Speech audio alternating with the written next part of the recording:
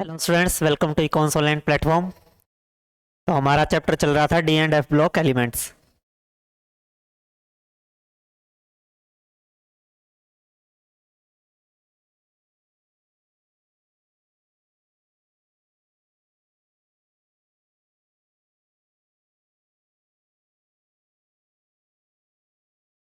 तो डी और F block elements की बात की जाए तो डी और एफ ब्लॉक एलिमेंट्स में हमारा जो फर्स्ट लेक्चर हुआ था उनमें हमने उसमें काफ़ी ज़्यादा प्रॉपर्टीज़ पढ़ ली थी। उसके आगे चलते हैं, हमारी अगली प्रॉपर्टी है कैटालिटिक प्रॉपर्टी।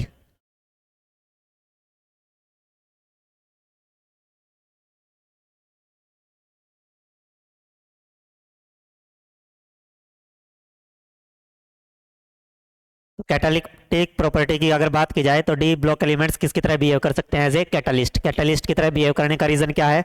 एक तो वो क्या है, उनके पास वैकेंट डी ऑर्बिटल है और लार्ज नंबर ऑफ क्या है, अनपेड इलेक्ट्रॉन, जिसकी वजह से वो क्या शो कर सकते हैं? Variable oxidation state. तो they act as catalyst because they show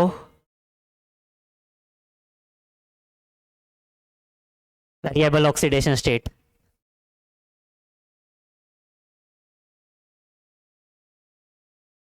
और इनके पास क्या है? Large number of unpaired electrons. They have also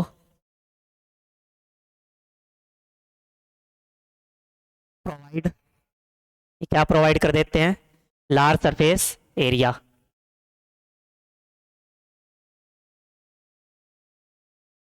इसके लिए प्रोवाइड करेंगे फॉर, एक होता है हमारे पास एड्जॉर्बेट और एक होता है हमारे पास एड्जॉर्बेंट। तो एड्जॉर्बेट क्या होते हैं? जो एड्जॉर्बेंट के सरफेस पर आके चिपकते हैं।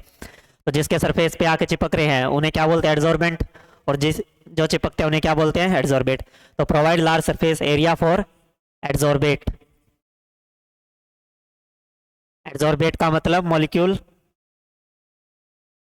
मॉलिक्यूल्स विच एक्यूमुलेटेड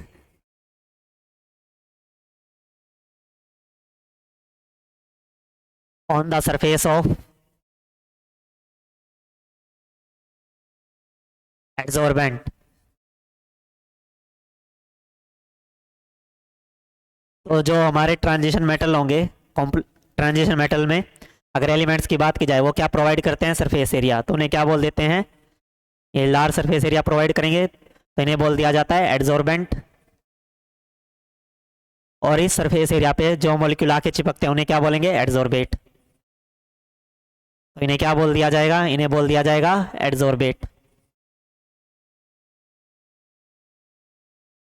तो इनकी कैटालिटिक प्रॉपर्टी शो करने के दो रीजन हो गए, एक तो वेरिएबल ऑक्सीडेशन स्टेट और दूसरा they provide large surface area. Due to this they show catalytic property. उसके बाद अगर नेक्स्ट प्रॉपर्टी की बात की जाए तो हमारे पास नेक्स्ट प्रॉपर्टी कौन सी है? हमारी अगली प्रॉपर्टी आती है इंटरस्टिशियल कंपाउंड्स।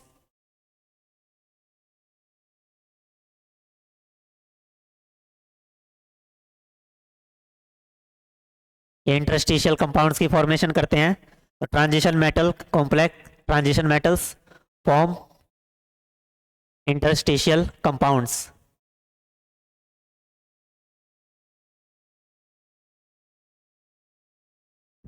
एंड इनके साथ इंटरस्टिशियल कंपाउंड किसके साथ बनाते हैं? With small atom. Small atom जैसे hydrogen, carbon, boron and nitrogen. These small element, ये स्मॉल एलिमेंट क्या करते हैं? Occupy cavity of interstitial, occupy cavity, cavity को और क्या बोल सकते हैं? Interstitial sites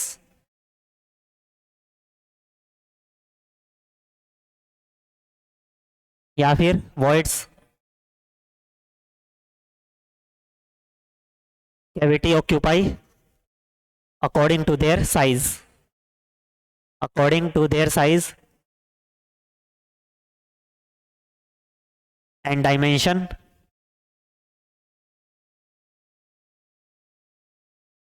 and they form interstitial compounds.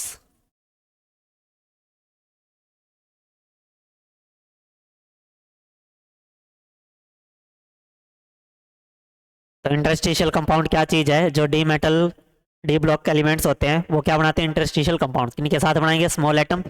Small atom में जैसे हाइड्रोजन, कार्बन, बोरॉन, नाइट्रोजन, ये जो स्मॉल एलिमेंट होते हैं अगर इनका साइज छोटा है तो ये आसानी से किस में फिट हो सकते हैं? कैविटी में या फिर वॉइड्स में। जो क्रिस्टल लैटिस होते हैं उनमें क्या होते हैं? वॉइड्स, उनमें आसानी से ये क्या हो सकते हैं? फिट हो सकते हैं। और ये क्या बना लेते हैं? इंटरस्टिशियल कंपाउंड बना लेते हैं। ये हो गई हमारी अगली प्रॉपर्टी। उसके बाद अगली प्रॉपर्टी है, बस अगली प्रॉपर्टी आ जाएगी स्टैंडर्ड रिडक्शन पोटेंशियल या फिर स्टैंडर्ड इलेक्ट्रोड पोटेंशियल।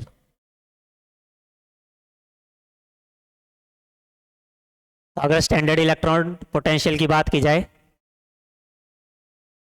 तो स्टैंडर्ड इलेक्ट्रोड पोटेंशियल की जब भी हम बात करते हैं तो स्टैंडर्ड कंडीशन में हम क्या लेके चलते हैं? Reduction potential. तो स्टैंडर्ड ही हमारा क्या होता है? Reduction potential. अगर बात की जाए ई नॉट, सबसे पहले बात करें यदि कॉपर की, तो कॉपर 2+ से कॉपर, ये वैल्यू क्या होती है? Highly positive. कॉपर के लिए ये वैल्यू क्या होती है? पॉजिटिव। और उसके बाद अगर बात की जाए मैग्नीज, 2+ से मैग्नीज, या फिर ई नॉट जिंक 2+ से जिंक, या फिर ई नॉट निकल 2+ से निकल, इनकी ये सारी वैल्यू क्या होती है? Highly negative. ये क्या होंगी? Highly negative. अब उसके हाईली पॉजिटिव होने का रीजन क्या है? कि कॉपर जो है उसकी मोस्ट स्टेबल ऑक्सीडेशन स्टेट कौन सी होती है? 2+ होती है वैसे तो, बट जो इसकी ई नॉट की वैल्यू होती है वो क्या होती है? पॉजिटिव होती है। पॉजिटिव होने का रीजन क्या है? कि कॉपर अपना क्या करवाना चाहता है? रिडक्शन करवाना चाहता है, वांट टू रिड्यूस इटसेल्फ। और जबकि इनकी रिडक्शन पोटेंशियल की वैल्यू हाईली क्या आती है? नेगेटिव। अब हाईली नेगेटिव क्यों आई है? अगर बात की जाए मैग्नीज 2+ की, सबसे पहले अगर बात की जाए मैग्नीज 2+, तो मैग्नीज 2+ में उसकी इलेक्ट्रॉनिक कॉन्फ़िगरेशन क्या होगी? D5। D5 का मतलब है कि 5 अनपेड इलेक्ट्रॉन फील्ड है, तो D5 बन गया कुछ इस तरीके से। अब ये इलेक्ट्रॉनिक कॉन्फ़िगरेशन क्या है? Half field. और हाफ फील्ड इलेक्ट्रॉनिक कॉन्फ़िगरेशन क्या होती है? Stable. Half field electronic configuration ये क्या होती हैं? स्टेबल। अगर ये स्टेबल है तो 2+ से 0 में नहीं जाना चाहेगा, तो इसके रिडक्शन पोटेंशियल की वैल्यू क्या आ जाती है? नेगेटिव। उसी तरीके से अगर जिंक 2+ की बात की जाए तो जिंक 2+ में इलेक्ट्रॉनिक कॉन्फ़िगरेशन क्या हो जाएगी? D10, यानी कि जो D ऑर्बिटल है वो क्या है? Completely field. अगर वो कंप्लीटली फील्ड है तो इलेक्ट्रॉनिक कॉन्फ़िगरेशन क्या होगी? Highly stable. तो ये वाली इलेक्ट्रॉनिक कॉन्फ़िगरेशन भी क्या है? Highly stable. अगर ये वाली इलेक्ट्रॉनिक कॉन्फ़िगरेशन हाईली स्टेबल है तो 2+ से 0 में टेंडेंसी, 2+ से 0 में जाने की टेंडेंसी क्या हो जाएगी? लो। और इसका ये नॉट यानी कि स्टैंडर्ड इलेक्ट्रोड पोटेंशियल क्या आ जाएगा? नेगेटिव। अगर बात की जाए निकल 2+, निकल 2+ में कैसा सिस्टम बनता है? D8। ये किस सिस्टम कैसा बनेगा? D8। ना तो ये हाफ फील्ड और ना ये क्या है? फुल्ली फील्ड, बट फिर भी 2+ से 0 में जाने की जो टेंडेंसी होती है वो क्या होती है? Highly negative. हाईली नेगेटिव क्या होगी? जब भी स्टैंडर्ड इलेक्ट्रोड पोटेंशियल की बात की जाती है तो वहाँ पे हम 3 एनर्जी का वो लेते हैं consideration: hydration energy, ionisation therapy और एनर्जी ऑफ एटोमाइजेशन। तो हाइड्रेशन एनर्जी की वजह से जो निकल 2+ एक्वा स्टेट में होता है वो क्या होता है? Highly stable. निकल 2+ in aqua state is highly stable. अब इसके बहुत ज़्यादा स्टेबल होने का रीज़न क्या है? इसके बहुत ज़्यादा स्टेबल होने का रीज़न क्या है? क्योंकि निकल 2+ में हाइड्रेशन एनर्जी क्या होती है? बहुत ज़्यादा, इसलिए 2+ में वो क्या होगा? Highly stable. तो 2+ से 0 में जाने की टेंडेंसी उसकी क्या हो जाएगी? वेरी लो, इसलिए उसके स्टैंडर्ड रिडक्शन पोटेंशियल की वैल्यू क्या आएगी? Highly negative. तो इस तरीके से हमने किन की बात कर ली? स्टैंडर्ड इलेक्ट्रोड पोटेंशियल की। उसी तरीके से अगर आगे बात की जाए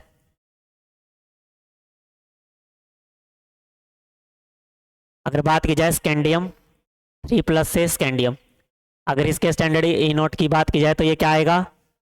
3+ से 2+, तो ये वैल्यू भी क्या आती है? नेगेटिव। अब ये नेगेटिव क्यों आई? जब स्कैंडियम 3+ की बात की जाएगी तो किसके इक्वल हो जाता है? इलेक्ट्रॉनिक कॉन्फ़िगरेशन ऑफ आर्गन, जो कि ये क्या है? Noble gas. अगर ये नोबल गैस है तो ये क्या हो गई? Fully filled electronic configuration.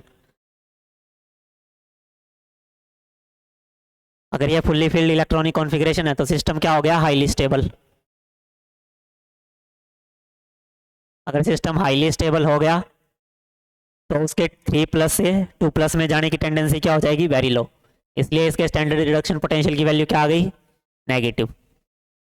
तो इसी तरीके से हम हर एलिमेंट की स्टैंडर्ड रिडक्शन पोटेंशियल की वैल्यू चेक कर सकते हैं। उसके बाद अगर आगे बात की जाए अगली प्रॉपर्टी की, तो अगली प्रॉपर्टी है हमारी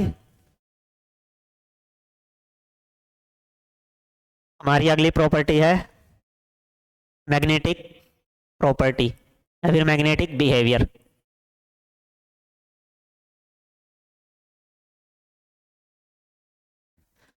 अगर मैग्नेटिक बिहेवियर की बात की जाए तो हमारे पास दो तरीके के सब्सटेंस होते हैं। पहला पैरामैग्नेटिक और दूसरे कौन से होंगे, डायामैग्नेटिक। अगर पैरामैग्नेटिक सब्सटेंस की बात की जाए जिनमें क्या होगा, presence of unpaired electron, presence of unpaired electron, और इनमें क्या होगा, एब्सेंट ऑफ अनपेयर्ड इलेक्ट्रॉन।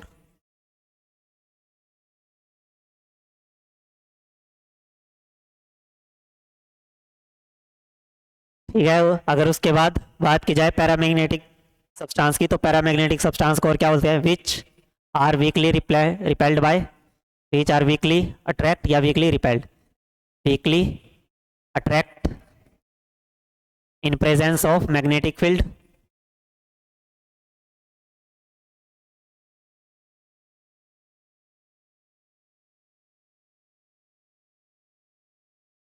और अगर एब्सेंस ऑफ अनपेयर्ड इलेक्ट्रॉन यानी कि डायमैग्नेटिक बिहेवियर की बात की जाए, which are repelled in presence of magnetic field.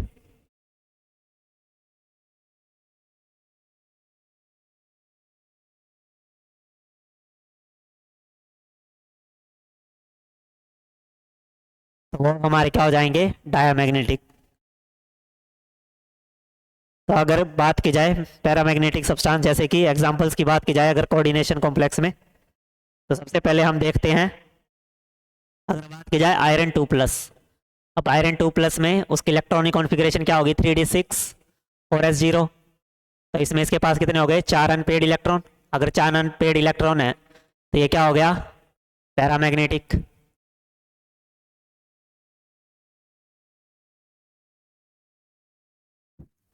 अगर कॉम्प्लेक्स की स्टडी की जाए तो कॉम्प्लेक्स की, जैसे अगर कॉम्प्लेक्स है FeCN6 4-, अगर इस कॉम्प्लेक्स की बात की जाए तो आयरन की ऑक्सीडेशन स्टेट यहाँ कितनी आएगी, X-6 इक्वल -4, यानी X किस में हो गया, +2 में। और अगर आयरन +2 में है तो इलेक्ट्रॉनिक कॉन्फ़िगरेशन उसकी क्या हो जाएगी, D6 4s0। बट Cn कैसा है, स्ट्रॉन्ग फील्ड लिगेंड। इसको हम अगले चैप्टर में देखेंगे कि ये सब चीज़ें क्या होती हैं। अभी के लिए Cn को आप मान लो कि ये क्या है, स्ट्रॉन्ग फील्ड लिगेंड है। अगर ये स्ट्रॉन्ग फील्ड लिगेंड है तो इलेक्ट्रॉन की क्या करवाता है, पेयरिंग अप ऑफ इलेक्ट्रॉन। अगर ये इलेक्ट्रॉन की पेयरिंग करवा देगा तो D6 में जो इलेक्ट्रॉन की अरेंजमेंट होगी वो कुछ इस तरीके से हो जाएगी कि जो हमारे 6 के 6 इलेक्ट्रॉन है वो क्या हो जाएंगे, पेयर्ड अप। अगर ये पेयर्ड अप हो गए तो अनपेयर्ड इलेक्ट्रॉन कितने हो गए, 0। तो कॉम्प्लेक्स कैसा हो गया, डायमैग्नेटिक। और अगर अनपेयर्ड इलेक्ट्रॉन प्रेजेंट होते तो कॉम्प्लेक्स कैसा हो जाता, पैरामैग्नेटिक। तो अगर मैग्नेटिक मोमेंट कैलकुलेट करना हो तो उसका फॉर्मूला क्या आएगा, मैग्नेटिक मोमेंट कैलकुलेशन का, जो आपके सिलेबस में दे रखा है और आपसे एग्जाम में पूछा जा सकता है कि मैग्नेटिक मोमेंट निकालने का फॉर्मूला क्या होता है, रूट इज इक्वल टू में n×n+2 बोहर मैग्नेटोन। और यहाँ n क्या है, नंबर ऑफ अनपेयर्ड इलेक्ट्रॉन,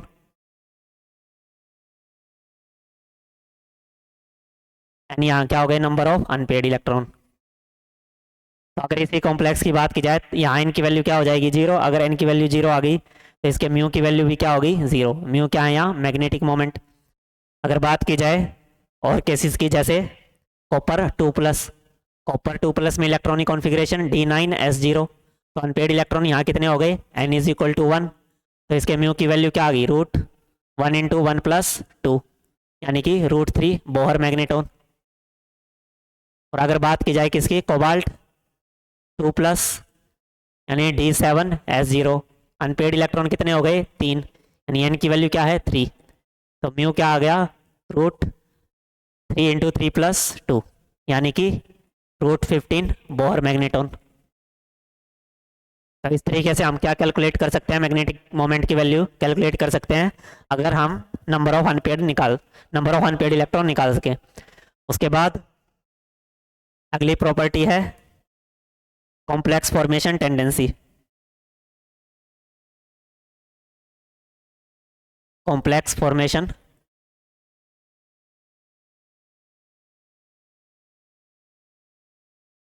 अगर कॉम्प्लेक्स फॉर्मेशन टेंडेंसी की बात की जाए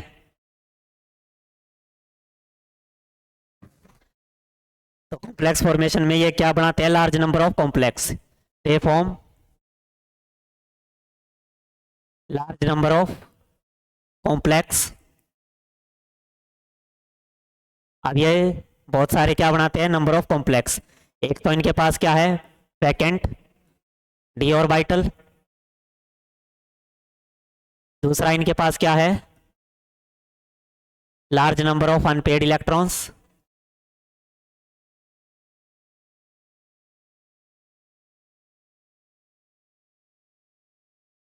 जिसकी वजह से ये क्या बनाते हैं, कॉम्प्लेक्स।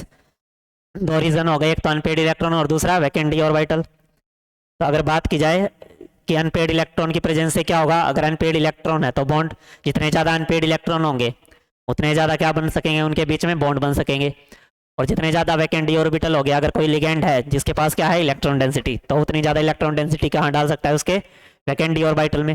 तो इसलिए इनकी कॉम्प्लेक्स फॉर्मेशन टेंडेंसी क्या होती है, वेरी हाई। एग्जाम्पल के लिए अगर बात की जाए जैसे कि MnH2O होल 6 2+ निकल CO whole 4 K4Fe whole 6 PtCl2 NH3 का होल ट्वाइस। ये क्या हो गए, सारे कॉम्प्लेक्स। तो जो डी ब्लॉक एलिमेंट्स होते हैं वो क्या बनाते हैं, लार्ज नंबर ऑफ कॉम्प्लेक्स। अब ये कैसे बनते हैं, इनकी बॉन्डिंग क्या है, ये सब हम किस में पढ़ते हैं, कोऑर्डिनेशन केमिस्ट्री में। अभी के लिए ये लार्ज नंबर ऑफ कॉम्प्लेक्स बनाते हैं क्योंकि इनके पास number of electron, unpaired electron ज़्यादा, और दूसरा क्या है, वैकेंट डी ऑर्बिटल। उसके बाद अगर अगली प्रॉपर्टी की बात की जाए तो अगली प्रॉपर्टी आती है colour.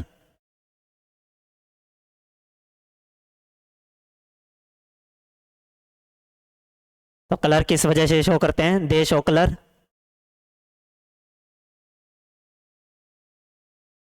Due to presence of unpaired electron. अब अनपेड इलेक्ट्रॉन की वजह से ये क्या शो करते हैं, कलर। अब अनपेड इलेक्ट्रॉन की वजह से क्या होता है कि जो अनपेड इलेक्ट्रॉन है वही क्या करते हैं, अंडरगो एक्साइटेशन। तो अनपेड इलेक्ट्रॉन की वजह से क्या होगा, एक्साइटेशन, यानी कि d transition, due to d transition.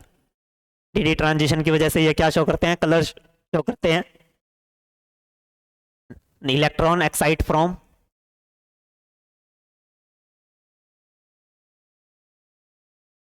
From lower energy level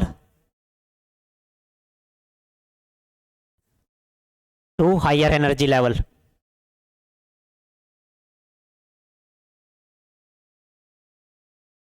मान लो कोई लो एनर्जी लेवल है E1 और कोई हाई एनर्जी लेवल है E2, और E1 में क्या प्रेजेंट है, एक इलेक्ट्रॉन प्रेजेंट है। तो ये इलेक्ट्रॉन क्या कर जाता है, excite.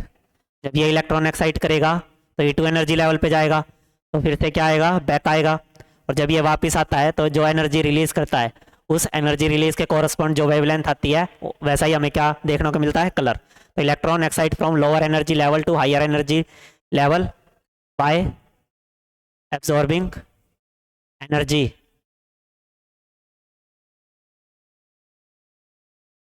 And get back to ground state, यानी कि lower energy level get back to ground state through releasing energy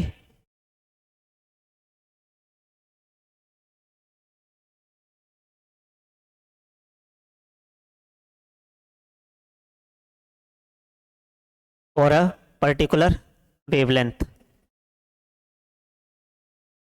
किसी पर्टिकुलर वेवलेंथ पे एनर्जी रिलीज होगी और हमें क्या देखने को मिलेगा, कलर देखने को मिलेगा। तो अगर आपके सिलेबस की बात की जाए तो आपके सिलेबस में कि नंबर ऑफ अगर अनपेड इलेक्ट्रॉन प्रेजेंट है, अगर अनपेड इलेक्ट्रॉन प्रेजेंट है तो कंपाउंड कैसा होगा, कलर। अनपेयर्ड इलेक्ट्रॉन प्रेजेंट,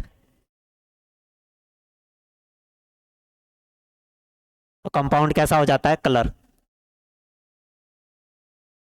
और अनपेयर्ड इलेक्ट्रॉन एब्सेंट है तो कंपाउंड कैसा हो जाएगा, कलरलेस।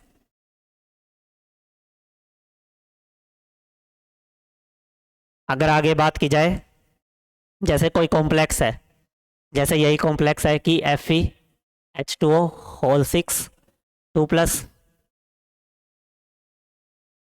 अब जो वाटर होता है, वाटर क्या है, एक लिगेंड है, और लिगेंड है तो वीक फील्ड लिगेंड है। अब ये सब चीज़ें क्या होती है, ये हमने सीखना है कोऑर्डिनेशन केमिस्ट्री में। तो जब ये कॉम्प्लेक्स है, ये कॉम्प्लेक्स क्या करता है, जैसे कलर होते हैं वीप के, और तो एक सर्कल रहता है, उसमें हम इंडिगो नहीं लेंगे, VBGYOR। तो अगर कोई कॉम्प्लेक्स है, वो कौन सी वेवलेंथ को ऑब्जर्व कर रहा है, मान लेते हैं कि हम ग्रीन को ऑब्जर्व कर रहा है, तो ग्रीन के कॉम्प्लीमेंट्री कौन सा कलर है, रेड। तो जो हमें ऑब्जर्व होगा कलर कॉम्प्लेक्स का, वो कैसा होगा, रेड।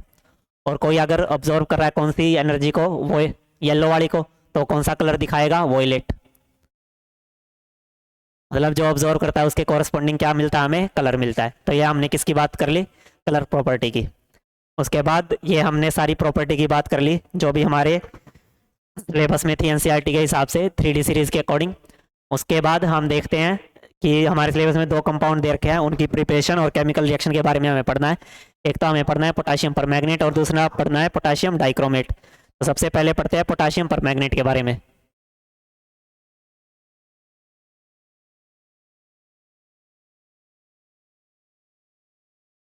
तो अगर पोटाशियम परमैंगनेट की बात की जाए, KMnO4, इसका फॉर्मूला क्या होता है, KMnO4। तो अगर इसकी कुछ जनरल प्रॉपर्टीज की बात की जाए,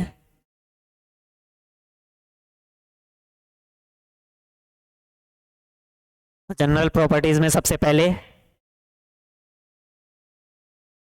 जो मैग्नीज होता है, वो मैग्नीज की ऑक्सीडेशन स्टेट कितनी है, यहाँ +7। मैग्नीज की ऑक्सीडेशन स्टेट है +7। अगर +7 में है तो no unpaired electron, no unpaired electron, यानी कि यहाँ पे एक भी अनपेयर्ड इलेक्ट्रॉन की प्रेजेंस नहीं है। दूसरा, अगर इसकी प्रॉपर्टी की बात की जाए तो ये नेचर में कैसा होता है, पर्पल या फिर वॉयलेट इन कलर।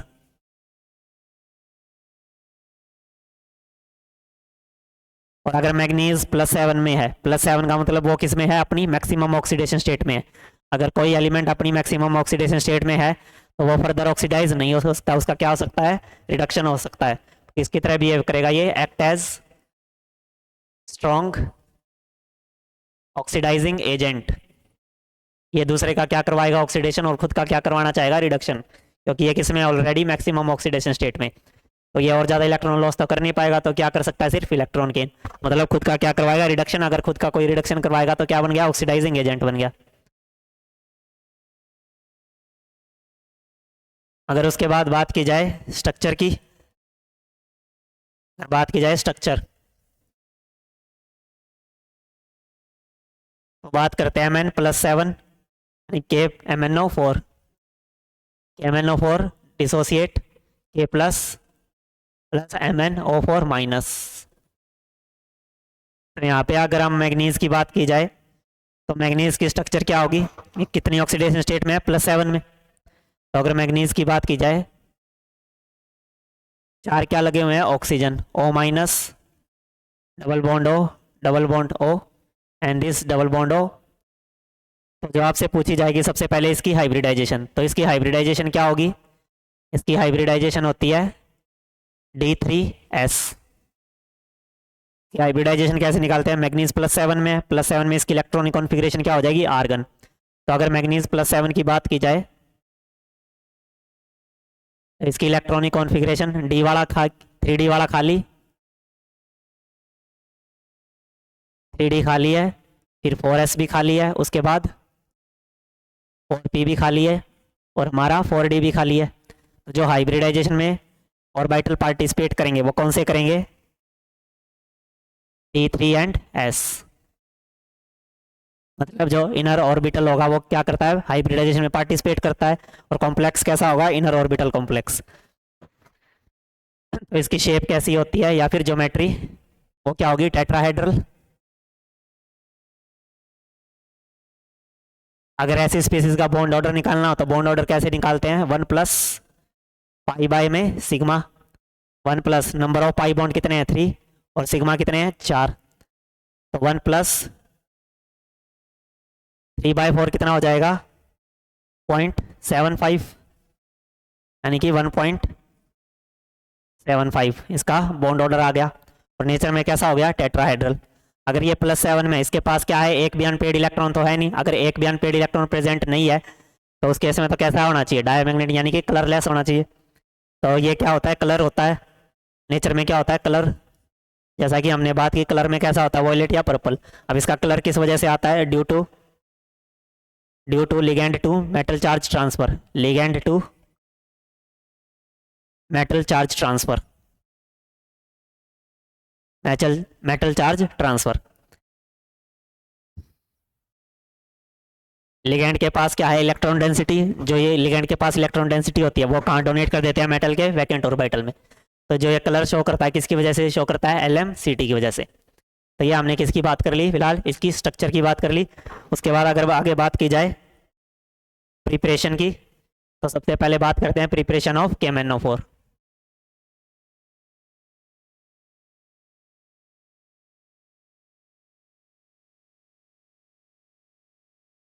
अगर बात की जाए प्रिपरेशन ऑफ KMnO4 की, तो किससे बनाया जाता है, ये बनाया जाता है फ्रॉम पायरोलुसाइट और पायरोलुसाइट और का फॉर्मूला MnO2। कलर में कैसा होता है, ब्लैक ब्राउन। अगर इसकी रिएक्शन की बात की जाए तो प्रिपेयर कैसे करेंगे, तो MnO2, अब हमें क्या बनाना है, KMnO4। तो KMnO4 बनाना है तो इसमें क्या है, पोटाशियम है। अगर पोटाशियम चाहिए तो हम इसकी रिएक्शन करवा देते हैं पोटाशियम हाइड्रोक्साइड से, बेस साथ में ऑक्सीजन गैस पास करवा देते हैं। तो हमें क्या मिल जाता है, हमें मिल जाता है K2MnO4। अब यहाँ ऑक्सीडेशन नंबर कितना है, +6। हमें तो कितना बनाना है, KMnO4, और KMnO4 में मैग्नीज का ऑक्सीडेशन नंबर क्या है, +7। तो जो हमारा K2MnO4 होता है वो क्या कर जाता है, डिस्प्रपोर्शनेट रिएक्शन शो करेगा। अगर ये डिस्प्रपोर्शनेट रिएक्शन शो करेगा तो हमें क्या मिल जाएगा, KMnO4 प्लस MnO2। यहाँ कितनी ऑक्सीडेशन स्टेट है, +4, और यहाँ कितनी है, +7। तो हमें जो बनाना था वो हमें मिल गया। हमें क्या बनाना था, KMnO4। तो आपको याद कैसे रखनी है, पायरोलिसाइट और का फॉर्मूला याद रखना है, MnO2। KMnO4 बनाना है तो हमें क्या चाहिएगा, पोटाशियम। पोटाशियम के लिए हमने क्या यूज़ कर लिया, पोटाशियम हाइड्रोक्साइड। और अगर यहाँ 4 ऑक्सीजन लेके आने हैं तो 2 ऑलरेडी है तो ऑक्सीजन ऐड करवा दी। इस तरीके से आप याद कर सकते हैं। तो हमें मिल जाएगा K2MnO4। अब K2MnO4 से हमें क्या बनाना है, KMnO4, यानी +6 से किस में जाना है, +7 में। तो इसके क्या करा देंगे, हीट। ये कैसी रिएक्शन हो गई, डिस्प्रपोर्शनेशन। डिस्प्रपोर्शनेशन रिएक्शन किन्हें बोलते हैं, जिसमें एक स्पीसीज का क्या होता है, ऑक्सीडेशन, और एक ही का क्या होता है, रिडक्शन। तो मैग्नीज +6 से किस में चला गया, +7 में, मतलब ऑक्सीडेशन। +6 से +4 मतलब क्या हो गया, रिडक्शन। तो डिस्प्रपोर्शनेशन रिएक्शन। ठीक है, तो हमने पहली प्रिपरेशन का मेथड पढ़ लिया। अगली प्रिपरेशन का मेथड पढ़े तो अगला है from Marshall acid. From Marshall acid. अब मार्शल एसिड क्या होता है, मार्शल एसिड का फॉर्मूला होता है H2O8। अगर ये दो एसिड है तो एसिड क्या करता है, अपने H+ रिलीज करता है। अगर ये अपने दोनों H+ रिलीज कर देगा तो क्या बना लेगा, बाय रिलीजिंग H+, H2O8 2-। ठीक है, तो अगर ये रिलीज करके ये एनायन बना लेगा, हम रिएक्शन कैसे कराएंगे, Mn2 प्लस H2O8 2-। क्या फॉर्म कर लेगा, ये कर लेगा MnO4-, साथ में H+ रिलीज कर देगा और साथ में SO4 2-। तो हमें क्या मिल गया, MnO4- एनायन बन गया। अब हम क्या करेंगे, पोटाशियम का सोर्स पास करवा देंगे, यानी K+। तो हमें क्या मिल जाएगा, KMnO4। हमें पोटाशियम पर मैग्नेट बनाना था वो हमने बना लिया। सबसे पहले Mn2+, अगर ये 2- है तो यहाँ भी कितना चार्ज का लेंगे, 2+ का। दोनों आपस में रिएक्ट करेंगे और क्या बना लेंगे, MnO4- प्लस H+, और SO4 2-। अगर इसमें से पोटाशियम प्लस का सोर्स पास करा देंगे तो हमें क्या मिल जाएगा, हमें मिल जाएगा KMnO4। तो ये हमारी होगी मार्शल एसिड से हम किस तरह से प्रिपरेशन कर सकते हैं। उसके बाद अगर आगे बात की जाए इसकी केमिकल रिएक्शन की, अगर बात की जाए इसकी केमिकल रिएक्शन, तो केमिकल रिएक्शन हो पोटाशियम पर मैग्नेट।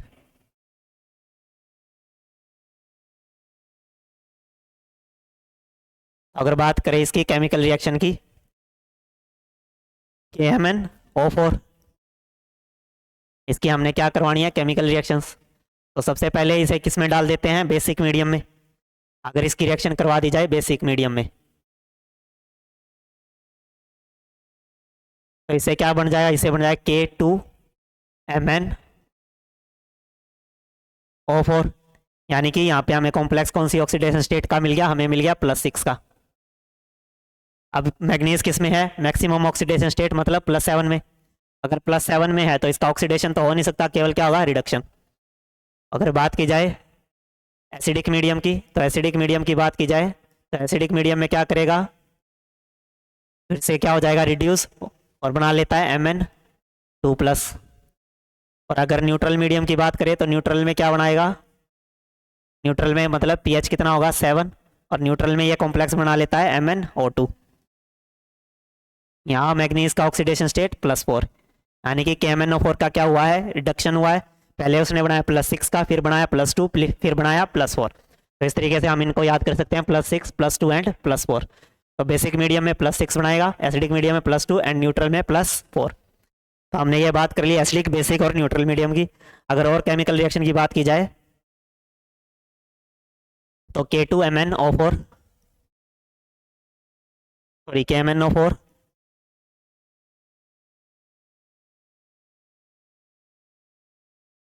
तो अगर इसमें डाल दिया जाए, सबसे पहले अगर इसे हीट करवा दिया जाए तो हीट करवाने पे क्या हो जाएगा, डिस्प्रोपोर्शनेट, और क्या मिलेगा, K2MnO4 + MnO2, यानी कि +6 और +4 का कॉम्प्लेक्स।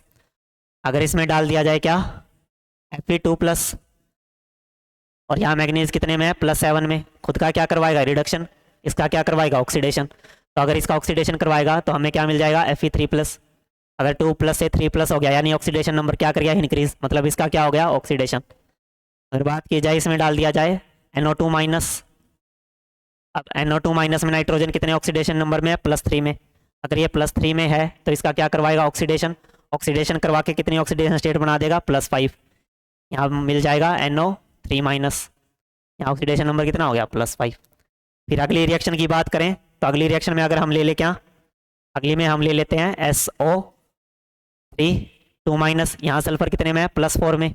इसका भी क्या करवाएगा, ऑक्सीडेशन, और क्या बना देगा, ये बना देगा SO4 कितने में आ गया, +6 में। फिर हम डाल देते हैं क्या, हम डाल देते हैं H2S, हाइड्रोजन सल्फाइड गैस। अगर हाइड्रोजन सल्फाइड गैस डाल दी तो यहाँ सल्फर कितनी ऑक्सीडेशन स्टेट में है, -2 में। अगर -2 में है तो इसका क्या करवाएगा, ऑक्सीडेशन, और ऑक्सीडेशन करवा के क्या बना देगा, S2। यहाँ ऑक्सीडेशन नंबर कितना है, 0। फिर अगर हमने डाल दिया क्या, हमने डाल दिया कार्बोक्सिलिक एसिड, मतलब H2C2O4। तो यहाँ जो कार्बन है वो कितनी ऑक्सीडेशन स्टेट में है, +3 में। अगर कार्बन +3 में है तो उसका क्या करवा देगा, ऑक्सीडेशन, और कितना बना देगा, +4, यानी CO2। यहाँ कार्बन कितने में, +4 में, मतलब CO2 गैस क्या हो जाएगी, रिलीज। अगर और रिएक्शन की बात की जाए, अगर इसमें डाल दिया जाए H2O2, यहाँ ऑक्सीजन कितनी ऑक्सीडेशन स्टेट में है, यहाँ ऑक्सीजन है -1। अगर -1 में इसका क्या करवाएगा, ऑक्सीडेशन करवाएगा। अगर इसका ऑक्सीडेशन करवाएगा तो क्या कर देगा, ऑक्सीजन गैस रिलीज करेगा। यहाँ कितनी में आ गया, 0 में। उसके बाद इसमें जो मोस्ट इंपॉर्टेंट रिएक्शन है वो कौन सी है, अगर इसमें डाल दिया जाए आयोडीन आयन का सोर्स, तो इसमें क्या होता है, आयोडीन गैस रिलीज नहीं होगी। आयोडीन गैस रिलीज ना होके क्या हो जाएगा, ये वाली चीज़ नहीं होगी। तो ये वाला प्रोडक्ट क्या है, गलत। इसका करेक्ट प्रोडक्ट क्या होगा, IO3-। तो यहाँ -1 ऑक्सीडेशन स्टेट थी, यहाँ आयोडीन की कितनी है, +5। तो -1 से +5 में चला गया तो इसका क्या हो गया, ऑक्सीडेशन। यहाँ पर गलती से आयोडीन लिख के आ जाते हैं तो आयोडीन क्या हो गया, गलत हो गया। जो इसका करेक्ट प्रोडक्ट वो होगा वो क्या होगा, IO3-। तो इस तरीके से हमने किन की केमिकल रिएक्शन की बात कर ली, पोटाशियम पर मैग्नेट की। तो पोटाशियम पर मैग्नेट में आपको इतना ही पढ़ना है। सबसे पहले उसकी जो जनरल प्रॉपर्टी है, फिर उसकी स्ट्रक्चर, हाइब्रिडाइजेशन, ज्योमेट्री, उसके बाद उसकी प्रिपरेशन और केमिकल प्रॉपर्टी।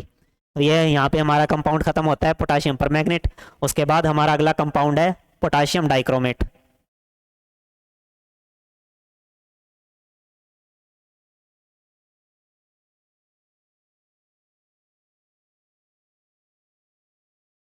तो अगर पोटाशियम डाइक्रोमेट की बात की जाए तो पोटाशियम डाइक्रोमेट का फॉर्मूला क्या होता है? पोटाशियम डाइक्रोमेट का फॉर्मूला होता है K2Cr2O7। अगर इसकी जनरल प्रॉपर्टी की बात की जाए, general property,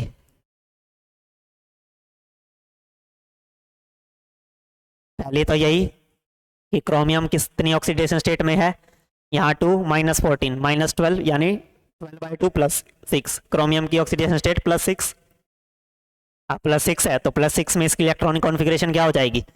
D0 and also S0। तो क्या हो गया? Absent of unpaired electron. But क्या होता है, नेचर में कलरफुल होता है, ऑरेंज इन कलर।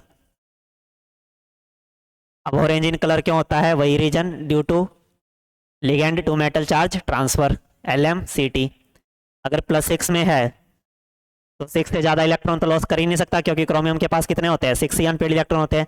तो इसलिए किसकी तरह बिहेव करेगा? Act as strong oxidising agent, जैसे कि हमने पढ़ा था किसमें? पोटाशियम पर मैग्नेट में। तो क्या हो गया? Strong as oxidising agent.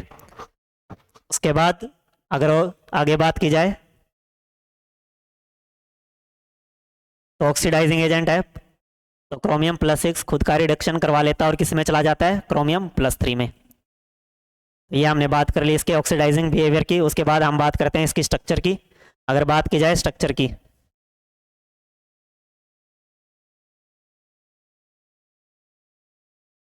तो K2Cr2O7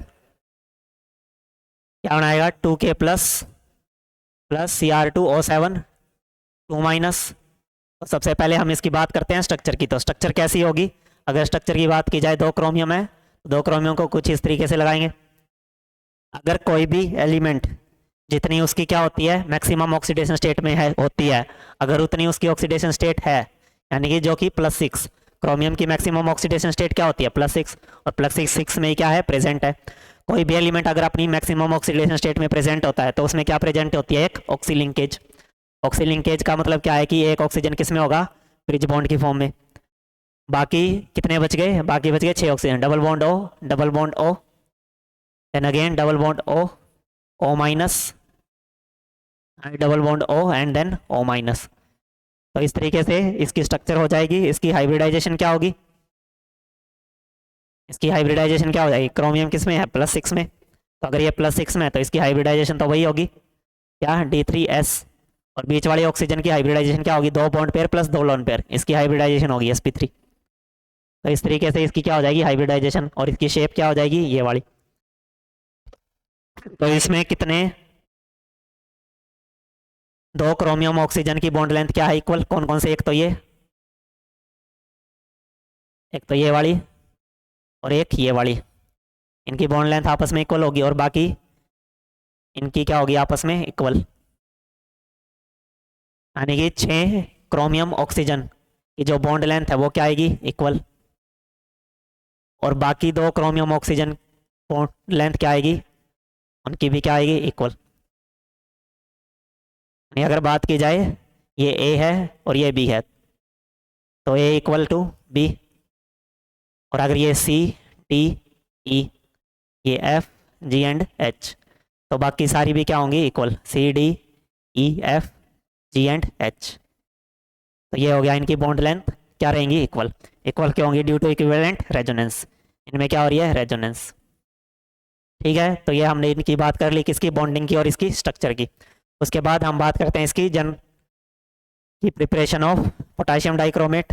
तो प्रिपरेशन की अगर बात की जाए, प्रिपरेशन ऑफ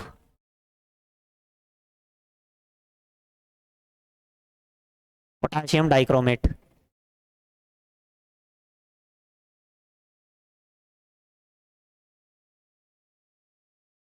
अगर इसकी प्रिपरेशन की बात की जाए तो ये किससे बनाया जाता है? ये बनाया जाता है फ्रॉम क्रोमाइट और क्रोमाइट और का फॉर्मूला क्रोमाइट और क्रोमाइटोर का फॉर्मूला क्या होता है? FeCr2O4। अगर FeCr2O4 की बात की जाए तो FeCr2O4 इसमें हम क्या डाल देंगे? जैसे कि हमने पोटाशियम परमैंगनेट की जब प्रिपरेशन की थी पायरोलिसाइटोर में, तो हमने क्या लिया था? पोटाशियम हाइड्रोक्साइड, जो कि क्या था? एक बेस। तो यहाँ भी बेस लेके चलना है। तो बेस किसका लेंगे? सोडियम का, यानी sodium carbonate Na2CO3। Sodium carbonate plus में क्या पास करा देंगे? Oxygen gas. जैसे ही ऑक्सीजन गैस पास कराएंगे तो हमें क्या मिल जाएगा? पोटाशियम क्रोमेट, Na2Cr O4 मिल गया पोटाशियम क्रोमेट।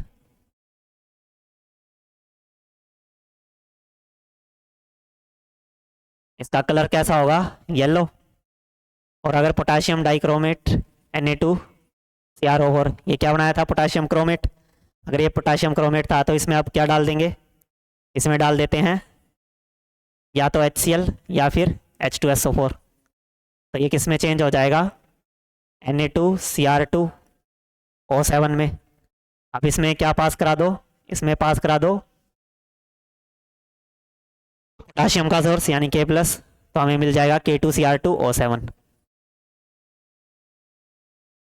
तो ये हमारा बनके तैयार हो गया क्या? Potassium dichromate.